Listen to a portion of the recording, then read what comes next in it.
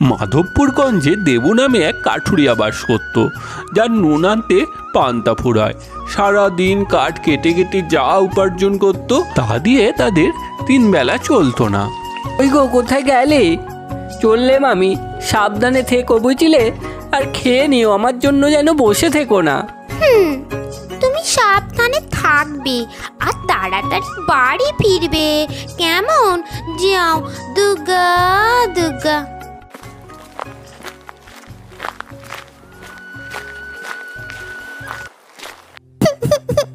এভাবে কি গাছের ডাল চাপা পড়েই মারা যাব?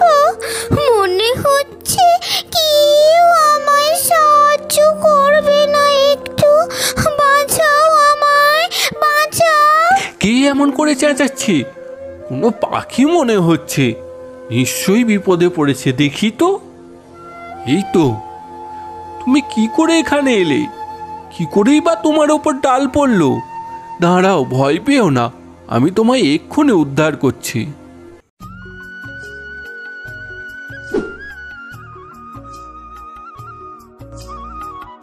ধন্যবাদ ধন্যবাদ কাঠুরিয়া। আমি মা দাদার সাথে দূর দেশে যাচ্ছিলাম। আমি অনেক আগে আগে উড়তে শিখেছি বলে চলে আসছি। তারপরে আমি আমার মা দাদাকে হারিয়ে ফেলেছি, আর দেখতে পাই না। তারপর এই পথ হারিয়ে এই বনে এসে গেছি, আর একটা গাছ আমার ওপর পড়ে গেছে।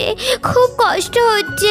এই ক্ষতর জন্য না গো কাঠুরিয়া ভাই, আমার মা আর দাদাকে হারিয়ে এখন আমি কি করব, কোথায় যাব বুঝতে পারছি না। চিন্তা করো না গো, এই কাঠুরিয়া ভাই তোমায় আশ্রয় দেবে।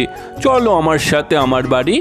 ওই দূর গ্রামে আমার ছোট্ট একটা কুটির আছে, ওখানে আমার বউ সুধা আর আমি দুজনের সংসার। আজ থেকে না হয় আমরা 3 জনে একসাথে থাকবো।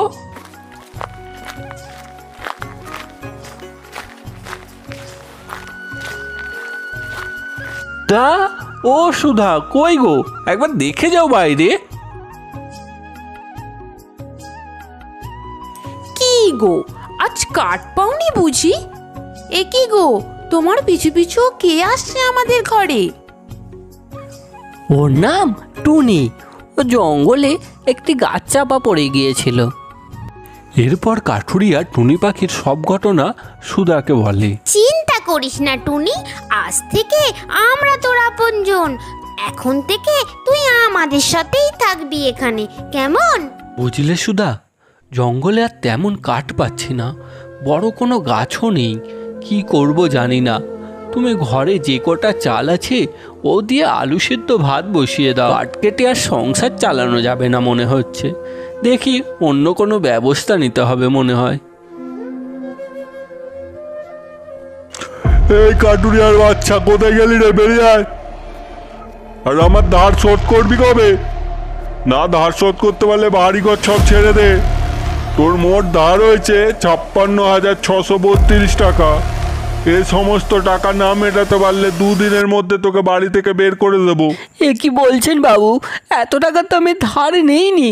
এভাবে গরিবের ওপর জোর জুলুম করবেন না বাবু।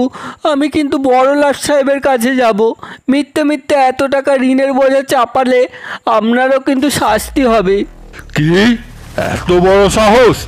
আচ্ছা, দেখছি তোর কি ব্যবস্থা নেওয়া যায়।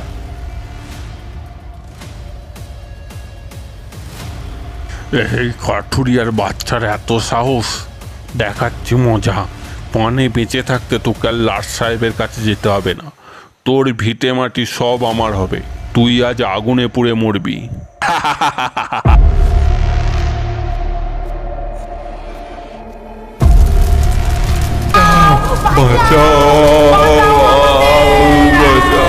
সুধা, কাঠুরিয়া, টুনি সবাই পুড়ে মারা গেল। গোটা গ্রাম থ মেরে রইল। শোকস্তব্ধ হয়ে রইল গ্রামের পরিবেশ। বাবু, ও বাবু, কোথায় গেলেন? কি কি কি কি এমন করে ডাকি? তো কাঠুরিয়ার গলা মনে হচ্ছে। রে বাবা রে, কি করব এখন? ছাড়বো না, ছাড়বো না। পাঁচু, পুড়িয়ে জ্বালিয়ে শেষ করে দেবো আজই তোমার এই রাবণের বংশ। এরপর সুধা, টুনি ও কাঠুরিয়ার আত্মা ভূত হয়ে তাদের প্রতিশোধ নেয়, আগুন লাগিয়ে দেয় বাবুর বাড়িতে, আর বাবুকে তারা জ্যান্ত জ্বালিয়ে মারে।